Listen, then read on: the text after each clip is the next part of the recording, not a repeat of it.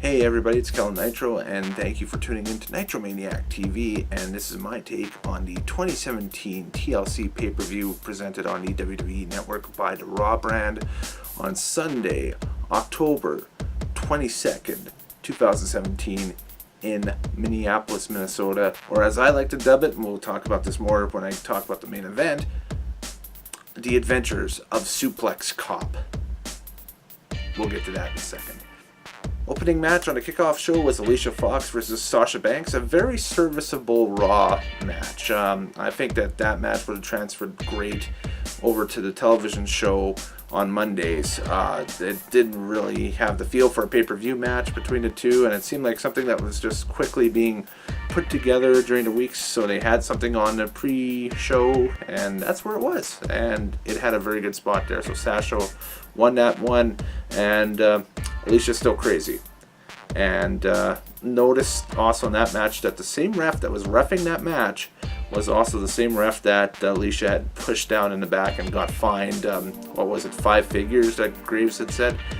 Good storytelling, serviceable match, nothing flashy there.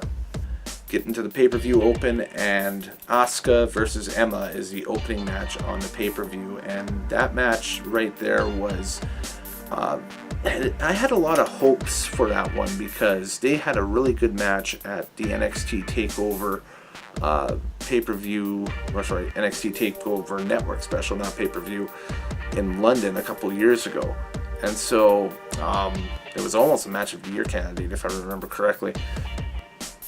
The thing with that was it was a couple of years, and Asuka has had to kind of adapt her style a little bit more to the WWE way of storytelling almost. And Emma at the time had just been, I guess, put back down into NXT and was developing this heel character that we see now. And had the assistance, I guess, of Dana Brooke as well in that match. That's as kind of a corner woman as well. Those were kind of the main differences here tonight. This one felt like it was, again, another Raw opener, second hour type match, but they gave them a long amount of time, and the time and distance on that match leaves a lot to be desired, because honestly, if you're trying to build Asuka to be this monster, she should have beat Emma in the less amount of time than it took. Ergo, serviceable opener. You're going to notice I used the word serviceable a lot in this program tonight, but I really can't add anything more to it other than meh. Wasn't as good as the TakeOver match. The TakeOver match, if you haven't seen it, it's on NXT TakeOver London from December of 2015, I believe. It was an amazing match. Check it out on the network. Cruiserweight Tag Team match on the main pay-per-view show as the second match. Right on, cool. Cedric Alexander and Rich Swann versus Jack Gallaher and Brian Kendrick. And again, a very good, it would be main event quality 205 Live type match with all four participants. Swann and Alexander got the win. I really like Jack Gallaher's heel character. I think that if they can get a little bit more devious and maniacal with it, I think it's got potential to be, lead heel on 205 Live caliber with it. Just maybe play up the Jack the Ripper deal a little bit more, because I think that the look itself is unique enough, and I think that if he just starts going berserk, and just, attacking people, whether they be heel, face, neutral, whatever, I think that there'd be a lot more deal with it. 205 Live had a really good show tonight, or a good showing. A lot of their guys really stole the show, including a Cruiserweight title match, which we'll get to.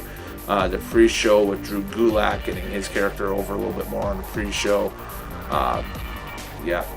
That show needs some love, and they're starting to move in a better direction than they were going with it.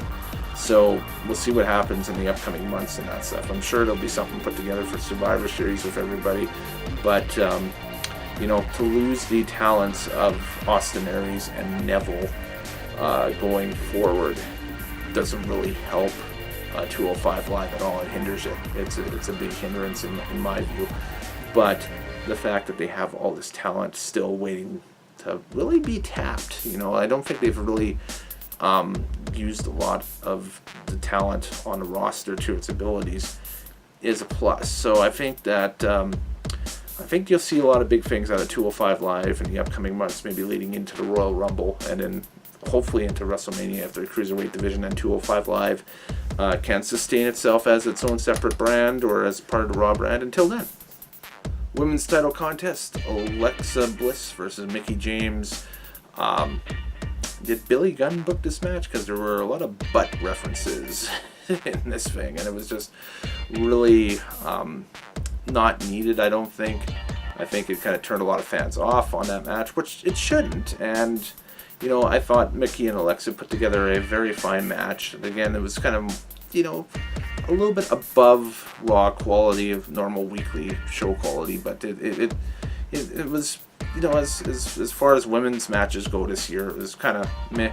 The comments by Mickie at the end of the match kind of were the high point of the match for me, honestly. The match itself, like I said, was very meh to okay, cool at points. But Mickey's comments at the end kind of make you think that, hey, if she doesn't get the title here soon, she may leave WWE again. And so I don't know if that's the plan, if she's working on towards the tail end of the contract or something, or if she's got maybe one or two more pay-per-views left and then that's it. But it did a really good job of conveying that. And I think Mickie James is one of the biggest pieces of the women's roster that they have right now, because she's that link to the previous generation, to the era from 10 years ago of the Trish and Litas and the Candice Michelles, which not necessarily, some of those were awesome athletes, some of those weren't capable of putting a great match for life together if their life depended on it. But it's an era that everybody knows, and with her and Natty kind of being quote unquote, I don't want to say the old guard, but the guard that's left over from the previous decade or so. And then with the young NXT talent coming in, that stuff, there's a real spot for somebody with that experience on there. So I think Mickie James is I don't want to say invaluable, irreplaceable, let's just put it that way, as her roster spot. And I think it's very important to have her in an active role on either show, on SmackDown or Raw. It doesn't really matter. And that's the best part about Mickie, is you can take her and put her on either show and she's fine. And I mean, she proved it in NXT with the match with Asuka, I should say, that you can put her in even with a younger talent coming up, maybe like a Carmella or something like that, on a big stage like that, and they can put together a real lights out match. And I think her credit as a talent leaves, a lot of people overlook it, I should say.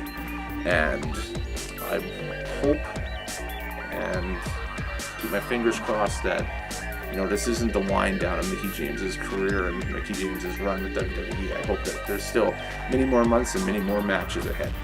But, Alexa walks out with the title. I think it's just the right move right now, and we head towards Survivor Series with an interesting dynamic. Now, Alexa has kind of ticked off the entire division. I like this storyline where it's going, so we'll wait and see what happens. This is going to be the major Raw storyline going into the Raw side of the 10-woman Survivor Series tag that's now become tradition, thanks to last year saying it's tradition now that Survivor Series is the one time per year where SmackDown wrestlers take on Raw wrestlers, unless meningitis hits. But before we get to that, we have to talk about the Cruiserweight title, the main belt on 205 Live, and Enzo Amore again is the champion after beating Kalisto. And over this past month, it's been very checkered what's been going on. Enzo beating Neville for the belt, at the last Raw Brand pay-per-view, and they're trying to, well, just trying to think what it was. It was No Mercy, that was the last one. Sorry, for Raw. And immediately the night after, Neville supposedly, or the weeks after, not necessarily the night, because he was involved in the big Raw schmoz with all the cruiserweights essentially attacking Enzo at the very end of that.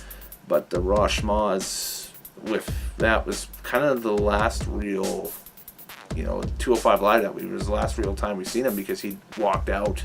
Rumor has it he walked out in the weeks following up to that. So, you lose your two, I want to say that the two standard bearers you had in the springtime within a matter of months already, with Austin Aries and Neville, who were putting together that awesome WrestleMania pre-show match, and they're gone.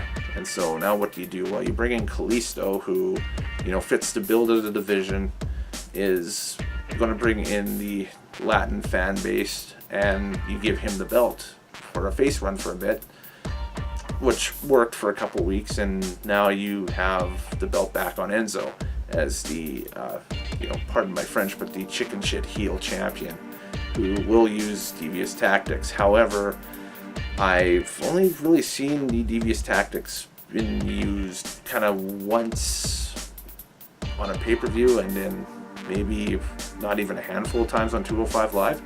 So that's something that they have to develop. If he's, a tweener, and they got him as a tweener right now, then they're doing fine with that. But it's confusing. So I think that if they want to push him as the new heel champion with the wise talking and stuff like that, which they should, I think they need to make his heel tactics more obvious. And if he's coming out with the heel wrestlers of 205 Live, that's fine, that's good. Establish him as obviously the leader of that group.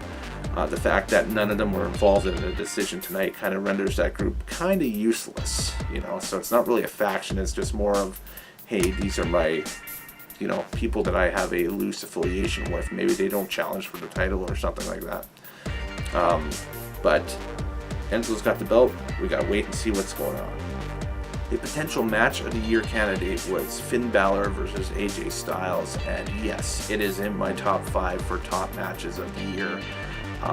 Not too bad for a last minute booking within 48 hours. That's another thing, that the video builds that they normally play during these pay-per-views it was amazing on how quickly they changed, and they ignored everything that happened in the weeks leading up to this pay-per-view, leading into this match, because of the meningitis thing with Roman Reigns and Bray Wyatt. Obviously they couldn't use him, so Bray Wyatt was pulled on Friday, and AJ Styles was booked. He was on a WWE tour in Chile, did the show for SmackDown Live in Santiago on Saturday, flew across, half of planet Earth almost to end up in Minneapolis, Minnesota, which is obviously not an easy trip to do, and puts on a match of the year candidate, great match with Finn Balor. So kudos to him. If you haven't seen this match, go watch it. That's all I'm going to say. Balor got the victory, and it's in my top 5 for matches of the year. We'll revisit this one in December and January when we do the annual best matches thing, or the typical year-end wrap-up type thing with the best matches that I haven't come up with yet. But something will come up. So great match, ticked all the boxes for me, awesome story being told, and it's amazing because 10 years ago those two guys would have been wrestling on a soundstage in Orlando fighting for a belt with an X on it. Now I know that Finn Balor, Virgil Devitt, was not part of TNA at the time, but that style of match was, and that was a total X Division style match that we were seeing tonight in a WWE ring, and it fit perfectly. So there you go. For all the people who are debating that the X Division doesn't fit in WWE rings and stuff like that, watch that match tonight. That will prove you wrong. there was a bonus match on the card tonight between Jason Jordan and Elias. What had been happening is that Elias had barged in on Jason Jordan and Kurt Angle talking about Angle's main event match tonight that he got slotted in for the 5-on-3 with the Shield guys, Ambrose and Rollins. And Elias kind of butt his way in and said, listen, I want to perform tonight, blah, blah, blah. And Jordan took exception to it. So during the first performance, which was during the first hour, Elias is performing and Brock Lee's being thrown at him. And then the second hour, he's performing, comes out and performs again, and something else is being thrown at him, like, fruit or something. And so naturally, we have a match. We have a conflict. Settle it in the ring. There you go. And, that's another serviceable Monday Night Raw typical match. Back and forth. Jordan pulls out the win, so his push continues. I don't think Elias lost any heat whatsoever. I think he's one of the most over characters right now on Monday Night Raw for heat getting from the audience and that stuff. I think he's great as a mid-card heel right now, and I think that the next step for him, for Elias, would be doing some tag matches with some bigger mid-card heels. Put him with The Miz, put him with Sheamus and Cesaro, stuff like that, in 6-man and tag team type matches. Give him a little bit of rubs with the bigger name mid-card heels, and within a year, put him in the Intercontinental title picture. That's what I'd do with Elias. Jason Jordan kind of still floating around there and that stuff, so we'll remain to be seen what's going on. Okay, the main event, the 5-on-3. Roman Reigns wasn't available. They took him out because of the meningitis thing, so in steps in Kurt Angle, his first appearance on WWE TV in 11 years, and he walks out wearing Shield gimmicks. So for the purposes of this review, Kurt Angle is not Kurt Angle. Kurt Angle is Suplex Cop, because the first real bit of offense he did in there was he started throwing suplexes. Because Kurt Angle throws suplexes, that's what he does.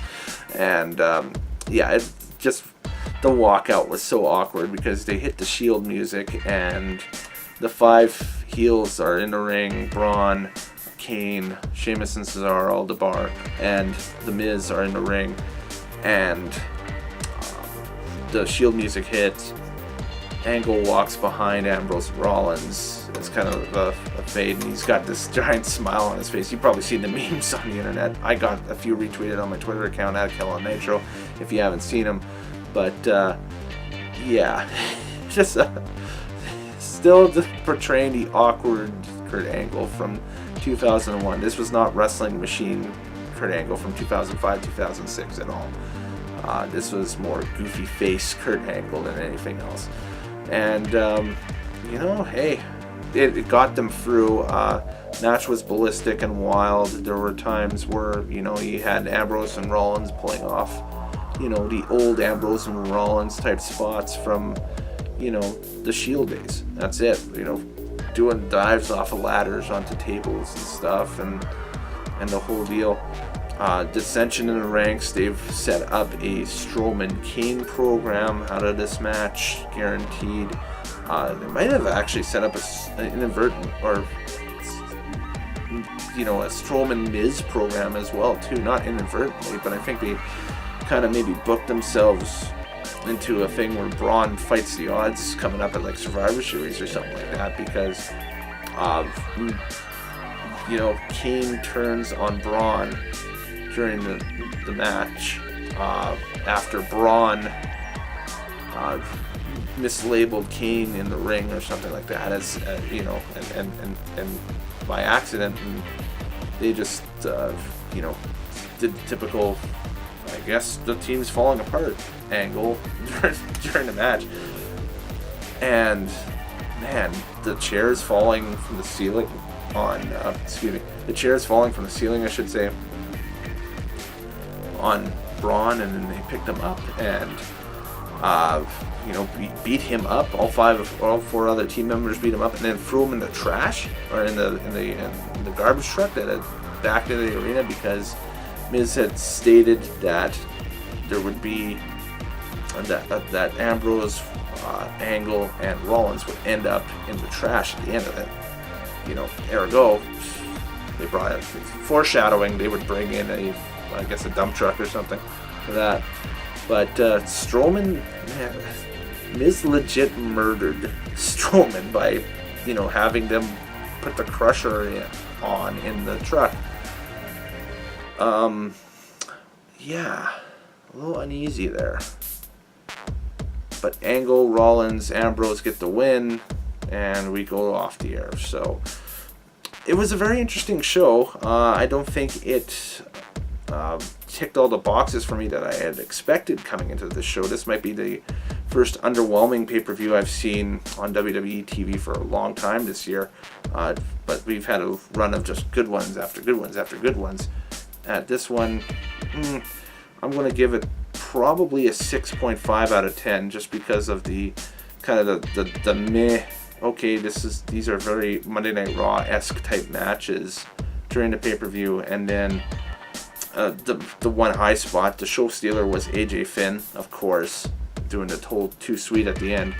And I did like the main event, even though it was a bit of a train wreck, and it was going to be a train wreck, but I didn't think it was going to be such a stylistic, I don't know what it was. It was an entertainment card, is what it is, and a good maintenance card to, you know, lead everybody into Survivor Series now, which will be the next one. But anyways, I gotta get prepared for my vacation. I'm heading off to Vegas for a week. Going to go take in my first NHRA national event. And so if you're a drag racing fan, check out my drag racing channel, tinyurl.com/dragfiles. But if you're a wrestling fan, please like and subscribe. Send this video around to all your friends. I'm Killer Nitro. I'll talk to you next time. Happy wrestling watching and later days.